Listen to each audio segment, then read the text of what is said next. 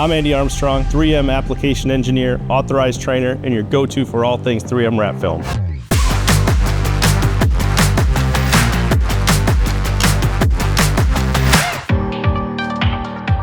In this video, we're going to share some handy tips and tricks for wrapping deep channels with 3M Wrap Film Series 2080. Make sure the film is as flat as possible before you start squeegeeing to avoid wrinkles. Heat the entire channel thoroughly until the material relaxes and all wrinkles disappear.